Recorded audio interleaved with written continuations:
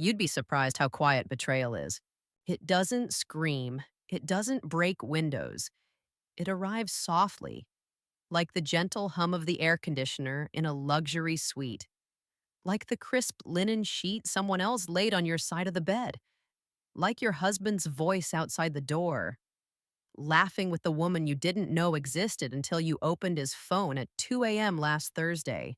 They walked into the resort like nothing was wrong, like the world had shrunk down to just the two of them, as if the suite he'd booked wasn't one I had paid the mortgage for years ago, as if the key card he used wasn't a copy I still had in my purse. He didn't know I was already inside. He didn't know she wasn't just a name in his call log anymore. He didn't know the man sitting across from me sipping black coffee by the minibar was her husband. And together, we weren't here for revenge, we were here for the truth. I remember the room was warm, but my hands were ice cold. The kind of cold that doesn't come from air conditioning, but from the way your soul pulls itself inward to protect whatever's left of it. Outside waves lapped quietly against the edge of the resort's private bay. It was the kind of place meant for honeymoons, anniversaries, secret proposals. Instead, we were here for the death of two illusions. His name was Adam, and his eyes when I handed him the phone with the messages weren't angry. They were tired, like a man who had already known the truth for weeks but didn't have the last puzzle piece to say it out loud. That piece, unfortunately, was in my husband's inbox. I had found it the way women like me always do, not because I went looking, but because some part of me had already grieved long before I knew why. We didn't speak much, Adam and I. We didn't need to. Grief makes strangers into allies faster than love ever does. And now, the woman he had once promised to grow old with was giggling outside room 412 wearing a red sundress I saw on a receipt I never bought.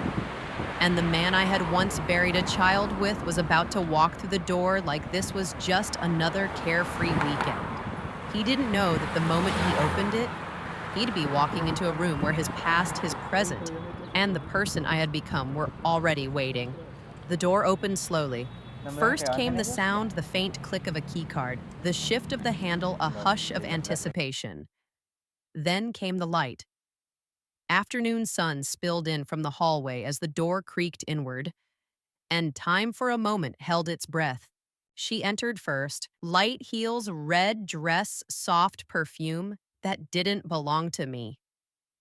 Her smile froze mid-step like someone stepping into the wrong movie. She didn't scream. She didn't speak. Just stopped suspended like a still from a film she didn't know she was starring in. Then came him, Mason, my husband. My husband, who once couldn't go a single weekend without holding me while I fell asleep. Who used to write me Sunday morning notes on hotel napkins during business trips. Now walking into a room, eyes bright, hands full of cheap romance, a bottle of wine, and a gift bag. He saw me, and it hit him like a brick wall. The way he blinked once, then twice, like his brain couldn't compute the image in front of him.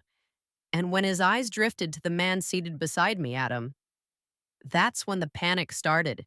The bottle dropped. The bag followed. A dull thud on the hardwood floor echoed louder than any slap could have. The air turned electric. Claire, her name now attached to a real human being, gasped, turning instinctively toward Adam. He didn't flinch. He didn't even look at her. He was staring at Mason, the man who had taken what didn't belong to him. I stood. I thought you might be thirsty, I said calmly. There's wine and truth. Mason opened his mouth and closed it again. The words didn't come. His lips moved like a man searching for the least damaging version of a lie. But damage had already been done. This isn't what it looks like, he managed a sentence so pathetic I almost laughed. Then explain it to me, I replied. Start with the reservation. Then the receipts. Then the texts about the lingerie she wore for you in the same resort we once celebrated our anniversary. Adam stood now, too slow, deliberate. Claire, he said quietly, you told me you were going to Napa with your sister. She looked like she was shrinking under his gaze. Her eyes bounced between the two of us, her hands clasped in front of her like a child caught in a lie. I was going to tell you, she whispered. I didn't know how. You didn't know how, Adam echoed, voice rising barely above a breath. But you knew how to lie. You knew how to undress for another man while texting me goodnight. Mason took a step toward me. I stepped back. Harper, please, let's just go somewhere and talk. There's nowhere left to go, I said. We're already here. The suite was silent, but not still. It felt like a dam was about to break. Everything I had rehearsed, the calmness, the control, it flickered for a moment. Do you know what it's like to realize that someone's worst moment isn't a mistake, but a choice?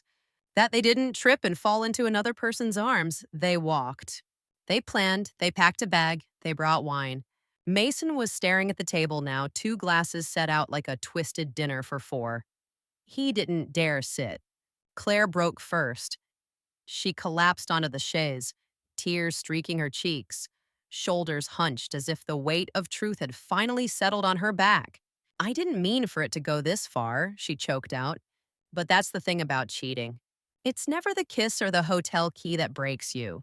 It's the fact that they kept choosing it over and over again, in texts, in lies, in silence. Adam sat back down. You cheated on me, he said, with a man who couldn't even look his wife in the eye. Mason flinched. I walked over to my bag, pulled out a thin envelope, and placed it on the table. My voice didn't shake. My hands didn't tremble. I was past that. This is everything I said. Every transfer, every hotel booking, every excuse you gave me while you were with her.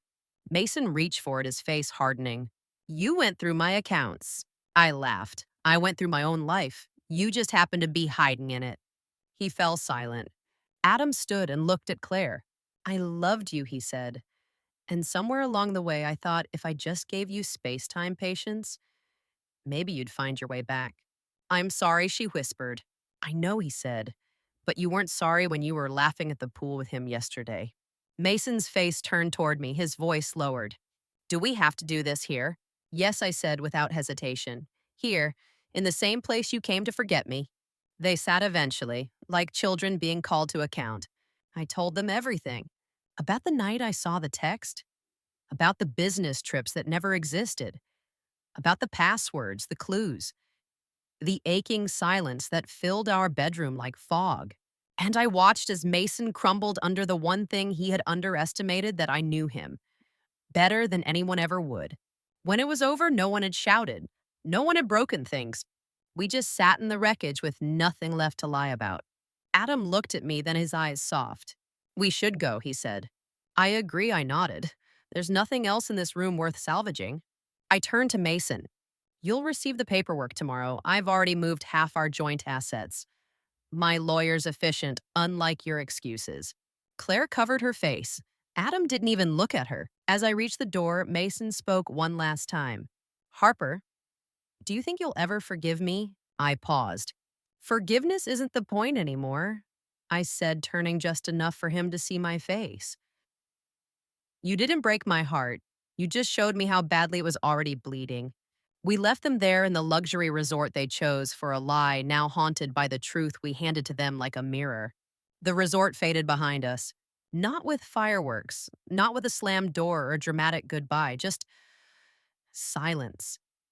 The kind that settles after something has finally broken, the kind that wraps itself around your chest and says, this is over now.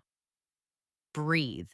We didn't talk much in the elevator. The soft hum of the descent mirrored the weight of our silence. Adam stood beside me, shoulders heavy but upright, like a man who'd just walked out of a burning house, with his dignity still intact, even if everything else had turned to ash. Outside, the wind swept across the palm trees with an eerie calm, as if the world hadn't just witnessed the disintegration of two marriages upstairs. I parked across the lot, Adam said quietly. Me too, I answered. For a brief second, we both smiled. Just a flicker. The kind of smile two strangers might exchange after surviving a disaster together, not because anything was funny, but because they were still standing. We walked across the gravel without touching, without glancing at each other too long. We didn't need to. The strange bond that had formed between us didn't need closeness, it just needed truth. When we reached my car, I hesitated. "Thank you," I said softly. He looked at me, brow furrowed. "For what?"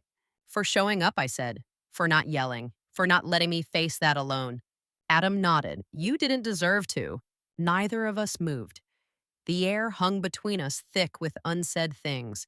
Not romance, not regret, just the weight of survival. "I think I'll drive for a while," I murmured. "I don't feel like going home just yet." He understood. "Try the scenic route by the cliffs," he suggested. "It's quiet, good for thinking." I nodded, slid into the driver's seat, and drove away without looking back. I drove until the sky changed. Until the afternoon sun gave way to a dusky lavender and the mountains loomed like silent witnesses to the wreckage I'd just left behind. I didn't cry. Not because I wasn't hurting, but because the tears had dried up long ago, back when I first started pretending I wasn't lonely in my own marriage. Back when I laughed at dinner parties and said things like, "Mason's just been so busy lately," as if busyness was the same thing as love. I pulled off the highway at a rest stop overlooking the sea. It was nearly empty, just a vending machine, a bench, and the vast stretch of blue below. I sat. And for the first time in months, maybe years, I didn't feel like I was waiting for someone. Not for Mason to call, not for him to come home, not for some imaginary version of us to come back from the dead. I just sat, somewhere between the past and whatever came next. That night, I booked a room in a coastal inn. Nothing fancy. White curtains, soft sheets, a window facing the water. No memories, no ghosts, just stillness. And in the stillness, I did something I hadn't done in forever. I slept. The next few weeks moved like molasses. Slow, sticky, thick with paperwork, emails, bank transfers, lawyers, and those exhausting conversations where people say, "I'm so sorry, I never saw it coming." And you smile and say, "It's okay," even though it's not and never will be okay. Mason didn't fight the divorce. Maybe because he knew the more he pushed, the more I'd dig. And he had already lost the one thing men like him fear most, the control of the narrative. I didn't tell everyone what happened. I didn't need to. The truth has a way of leaking out on its own, through whispers, through tone shifts, through absence. Claire resigned from her company 2 weeks later. I don't know if it was voluntary. Adam didn't tell me. I didn't ask. We spoke once, just once. He called one evening. "I just wanted you to know," he said, voice low, "that she's pregnant." The words hit like a wave, but they didn't drown me. I was already too far from shore. "Do you think it's yours?" I asked gently. "She says it is," he replied. "Do you believe her?" There was a long pause, then, "I don't know, but I'll be there anyway, for the child. It's not their fault." I admired that, I truly did. It takes strength to show up for a life you didn't ask for. Months passed. I left the city, moved to a small beach town where no one knew my name and the sea didn't ask questions. I rented a cottage with blue shutters and a broken mailbox. It wasn't perfect, but it was mine. And that was enough. Each morning I made tea and watched the waves. Each night I lit a single candle and wrote in a journal I hadn't opened in years. Not about Mason, not about the betrayal, but about me, who I had been before I became someone's wife, who I had buried under all the trying, all the pleasing, all the forgiving.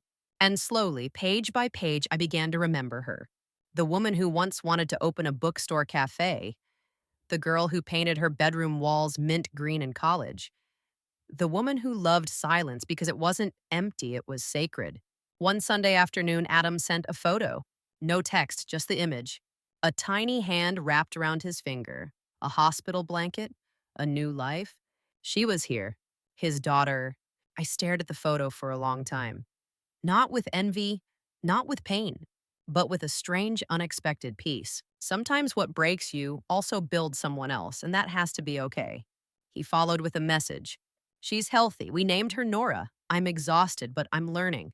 I replied, "She's beautiful, and you're going to be a wonderful father." He didn't respond right away, but a few hours later, he sent one last text. "I couldn't have gotten through that weekend without you." I didn't reply. I didn't need to. He knew. I saw Mason one last time. By accident. It was a charity gala one I almost didn't attend. But my new firm had a table, and I didn't want to keep hiding from places just because of ghosts. He was standing across the room, drink in hand, looking smaller than I remembered. Not physically, just dimmer, like a chandelier missing a few bulbs. Our eyes met. He walked over slowly. Hi, he said. You look really well. I am, I said simply. He hesitated. I just wanted to say I'm sorry for everything. I gave a small nod. I know. We stood in silence for a beat. Then I added, but you don't need to say it anymore. That part of the story is done. He looked down. Are you happy? More than I thought I could be, I replied, and freer than I ever was with you. He nodded again, then stepped back. That was the last time I saw him. And I didn't miss him. Not the way I used to. Because by then I had already reclaimed everything he'd quietly taken my voice, my clarity, my peace. My life didn't end in that resort suite. It didn't collapse in the moment the champagne bottle shattered or the truth spilled across the hardwood floor. It ended much earlier, quietly, in a thousand small silences. In the nights, Mason came home but never really arrived. In the meals I cooked and ate alone. In the way I started sleeping on the edge of the bed so he wouldn't have to roll over me to check his phone at 2 a.m. But what I didn't know then, what I only understand now, is that when something ends quietly, it also opens the door for a quieter beginning. 6 months later, I live alone.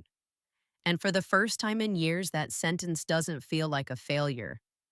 It feels like a full breath. I bought a small home near the cliffs of Port Townsend. The air smells like salt and pine. The windows let in so much light that I don't need to turn on the lamps until after dusk. I grow rosemary outside the kitchen window. I keep a lemon tree in a pot on the porch. I don't own a television anymore. Instead, I spend my evenings with books, music, and my thoughts, no longer terrified of my own silence. I wake early, not because of alarms, but because I want to. Because watching the sun rise over a quiet bay is better than any apology I never received. I changed careers, no longer a CFO with a calendar packed in color coded misery. Now I'm a freelance advisor working with divorced women, not just on their finances, but on their futures. I help them find clarity in the spreadsheets their husbands once used to control them. I teach them what I wish someone had taught me, that money doesn't just buy comfort, it buys freedom. It buys the right to walk away. They trust me, not because I have the best credentials, but because I speak from the scar, not the wound. And scars don't lie. Adam and I still keep in touch. Not often, but always with honesty. Sometimes he sends me photos of Nora, her feet in the sand, her tiny fists around a crayon. Sometimes it's just a short message. She said mama to me today by accident. I didn't correct her. I never ask if he and Claire are back together. He never tells me. And I think that's the grace we give each other, not needing to know everything to still care. What happened between us wasn't romance, it was something older, like the comfort of a stranger's hand after a car crash, like a lighthouse to another ship in the fog. Sometimes love isn't the answer, sometimes understanding is enough. People still ask, aren't you afraid of being alone? And I say this without hesitation. I've never been less lonely because now I am with someone who never lies to me, never makes me question my worth, never takes me for granted. Me. And it turns out she's extraordinary. She buys herself flowers without waiting for a holiday. She reads poetry aloud in her kitchen. She dances to sad songs when it rains. She says no without apology. She forgives herself daily, hourly, gently. And every morning, she opens the windows and lets the world in, not to prove anything, but because she finally believes she deserves to take up space in it. One morning, I wrote a letter to my younger self. I never sent it. I never meant to. But I'll share it now for whoever needs to hear it. Dear Harper, he's going to break your heart not once, not with a kiss or a fight, but slowly with absence, with avoidance, with pretending. And you'll bend until you snap thinking love is about sacrifice. But one day you'll remember yourself. You'll remember the girl who used to laugh so loudly at her own jokes, who dreamed of writing, who danced barefoot in the living room. You'll find her again. And when you do, you'll never lose her to anyone else again. Love isn't supposed to erase you, it's supposed to reveal you. And when it doesn't walk away, sincerely, the woman you became, I don't know if I'll fall in love again, but that no longer feels like the measure of a good life. Because these days I'm in love with things I used to overlook. The sound of the sea during a storm, the way tea tastes after a long walk, the smell of old books, the ache in my legs after hiking to the top of a hill alone. And maybe one day someone will share these things with me, but if not, I will still be full. Not because I found someone, but because I found my way back to someone I lost a long time ago, myself. People often say everything happens for a reason. I don't believe that. Some things happen because people lie, because they're selfish, because they want what they want and they don't care who it hurts. But I do believe this: you can make meaning out of anything, even pain, especially pain. Because pain is honest, it doesn't pretend, it demands to be heard. And when you listen, really listen, it teaches you how to build again, how to begin again, how to live, not just survive. The last time Mason ever reached out, he sent me an email. Just a single sentence. I still think about what we could have had. I didn't reply because what we could have had only exists in the absence of what he chose. And I choose now. I choose peace over potential. I choose solitude over begging. I choose honesty over comfort. I choose me. So if you've made it this far, if you're sitting in your car wondering whether to stay with someone who forgot how to see you, if you're lying in bed listening to a silence that used to be love, if you've just opened a phone and found the message that ends everything, let me tell you something I wish someone told me. You don't need permission to leave the pain behind. You don't need a final straw or a signed confession. You just need to remember who you are and decide that's worth protecting. You're not dramatic. You're not cold. You're not asking for too much. You're asking for what's sacred: trust, respect, presence. And if they can't give that to you, walk away. Because something better isn't just waiting out there, it's waiting in you.